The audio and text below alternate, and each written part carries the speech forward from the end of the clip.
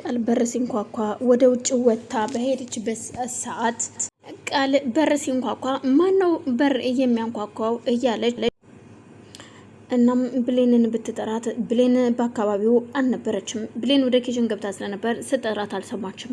እኔም ቆይ ለዚህ ቤት ለስሙ የቤት ልጅ ነኝ ግን በር የሚከፍት እንኳን የለም እያለች እየተሳደበች ወጥታ በሩን ትከፍታለች። በሩን በከፈተችው ሰዓት ያገኘችው ሌላ ሰው ነበር። እናም ያየችውን ማመን ያቅታታል። እሱም ፈገግ ብላ ልትቀበለው ብትልም እሱ ግን አንቺ የተረገምሽ ከኔ የምታመልጭ መስሎሽ ነበር በማለት አንገቷን አፈፍ አድርጎ ይይዛታል። በዛን ሰዓት ሳሚ አንገቷን ይዟት እያለ እንዴ ሳሚ ምን እያደረክ ነው? ቃል እኮ ነኝ ብትለውም አዎ ቃል ነሽ አውቃለሁ፣ የማላቅ ይመስልሻል? አንቺ ለሰራሹ ስራ ገና ብዙ ምትከፊው ዋጋ አለሽ በማለት አንገቷን ይዞ ያጋጫት ጀመር። ብሌን የቃልን ጓደኛ ጁስ መስጠት ከብዷት ስለነበር ማለትም ቃል ምን እንዳደረገችበት እርግጠኛ ስላልሆነች ያንን ጁስ አምጥታ ወደ ኪችን ሌላ ጁስ ለመቅዳት ብርጭቆ እያዘጋጀች እያለ የቃል ጓደኛም ትከተላት ጀመር። የቃል ጓደኛ ስትከተላት ብሌን ግን ማን በር ላይ እንደቆመ የምታውቀው ነገር የለም። አዲስ ብርጭቆ አውጥታ ጃር ውስጥ ካለው ጁስ ላይ ቀርታ ልትወስድ ስትንቀሳቀስ ነበር። ይቺ የተረገመች ገረድ ልትገለኝ የሆነ ነገር አድርጋለች ማለት ነው። ምን እያሰበች እንደሆነ አሁን የምንተያይ ይሆናል በማለት የቃል ጓደኛም ብሌን ላይ አይኗን ታፈጣለች። ሁለቱም አይን ላይ ሲገናኙ ብሌን ትደነግጣለች።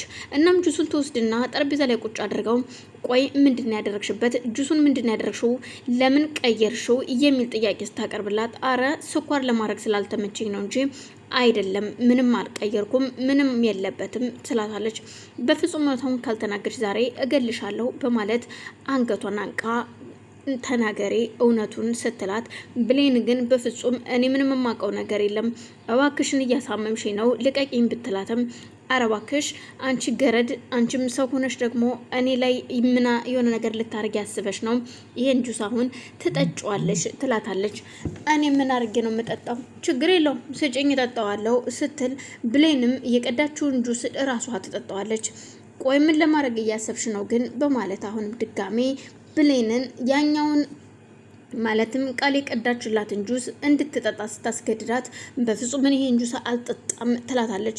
እኮ ለምንድነው የማትጠጪው ስትል በፍጹም አልጠጣም ፈጣሪዋን እየተማጸነች ብሌንም እናም በዛን መሃል ሰላም ቃልም እዛው አንዴ መሬት እያወረደ እያፈረጠ ሲያነሳት ሳሚ ከበር ጋር አላትሞ አንገቷን እያጓጎጠች አይኗን እያጉረዘረዘች ቃልም እባክተውኝ ብትለውም በፍጹም አትተውሽም አንቺ የተረገምሽ ይላታል። በዛን መሃል ሰላም ድንገት ስትደርስ ከኋላዋ ወንድሟን አስከትላ ነበረ። ማለትም በኃይሉን ከሆስፒታል ይዛ እየመጣች ስለነበር ስታይ እየየቹን ነገር ማምን ያከታል። እንዴ ምን እያደረክ ነው ልጄን ምንድነው በማለት ቃልን ካስለቀቀቻት በኋላ ምንድነው ምን ሆነሽ ነው ልጄ በማለት ልጇን ከዳሰሰች በኋላ አንተ ቆይ ማነህ ምንድነው የተፈጠረው በማለት ስታናግረው መልስ አይመልስም።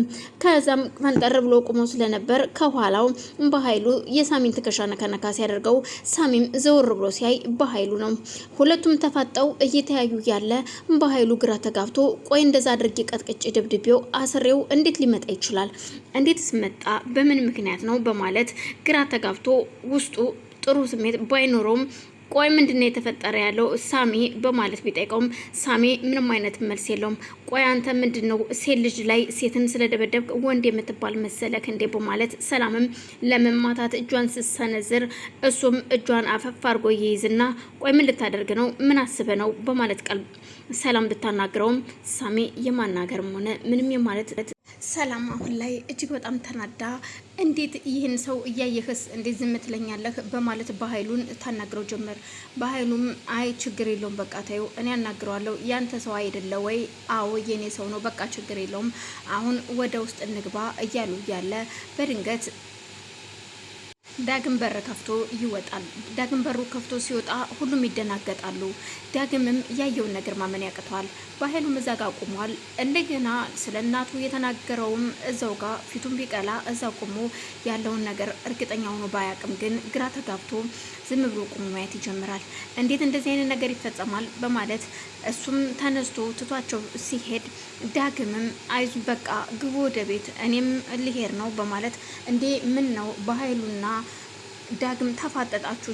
ምንድነው እይታችሁ? በመሀላችሁ ያለው ነገር ምንድነው ብትለውም አይ ምንም ነገር የለም መቶ ስላልጠየቀኝ ቅር ብሎኝ ነው እንጂ በማለት በኃይሉ ይመልስላታል። አዎ ሂጄ ስላልጠየኩትኝ ይቅርታ ሲል እሱም ይመልስለትና ግን እኮ የእናቴን ዋጋ ታውቃለህ፣ አንድ ነገር አድርጋለሁ ብትል ከዚህ በኋላ ከእናቴ ጋር ሳይሆን ከኔ ጋር ነው የሚሆነው ጸብህ፣ እዚህ በኋላ እናቴን ቀና ብያለሁ ብለህ እንዳታስብ ይለዋል።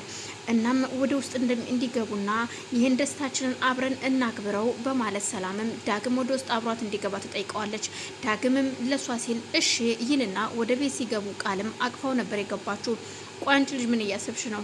እዩልህ ከዚህ በኋላ ከኔ ጋር ነህ ዳግም እና በቃ ክባ እኔ ምን አቅልሻለሁ? ቆይ ግን አንተ እያለህ እንዴት ይሄ የተረገመ ይመታኛል? ምን አቅልሻለሁ? ምን እንዳስለመድሽው እያስለመድሽው ነገር ይኖራላ ለዛ ነው የመታሽ በማለት ዳግም ሲመልስላት እንዴት እንደዚህ ትለኛለህ? ጸባይህን አሳመር በማለት ዳግምን ትነቅፈው ትጀምራለች። ብሌን እዛ ጋር ከልጅቷ ጋራ ትንቅንቅ ጀምራለች። የመጀመሪያውን ጁስ እንዳጠጣቻት ሁለተኛውን ጁስም እንድትጠጣ ስታዛት፣ ብሌን ግን በፍጹም ይሄን ጁስ አልጠጣውም፣ ምን እያደረግሽ ነው? በቃ ይበቃኛል፣ እኔ ምን አውቃለሁ በማለት ግራ ትጋባለች። እችኛውም ለኔ ያሴርሹ ሴራ አለ ማለት ነው፣ እንዴት ነው የማትጠጩ እያለች ምክንያቱም ለምን አልጠጣችም? ከጠጣችሁ ይሄኛውንም ስለምን አልጠጣችሁም? የሆነ መድኃኒት አርጋበታለች በማለት የቃል ጓደኛም ደጋግማ ትጠይቃታለች። ብሌን በፍጹም አልጠጣውም ይሄን ነገር ሲጀመረን ይሄንን እኔ አይደለም የሰራውልሽ የሰራችልሽ ቃል ጓደኛሽ ናት።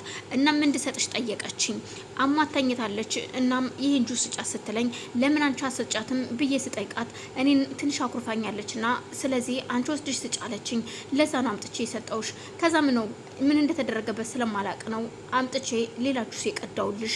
ስለዚህ እኔ ምንም አላደረኩበትም እኔን ተይኝ ስትላት የቃል ጓደኛም ትደነግጥና ብሌን አንቺን ወንጀለኛ አድርጌ ጭራሽ አንቺን እንደዚህ ሳደርግሽ ጭራሽ አንቺ ይቅርትኛለሽ አንቺ የኔን ህይወት ታደግሽልኝ ማለት ነው ወይ በማለት እንደገናም ብሌንን ይቅርታ ስትጠይቃት ምንም ችግር የለውም አዎ ምክንያቱም ቃል በጣም መጥፎና ክፉ ልጅ ነች፣ በጣም ከባድ ሰው ናት፣ ከቃል ተጠንቀቂ በማለት ብሌንም ታስጠነቀቃታለች።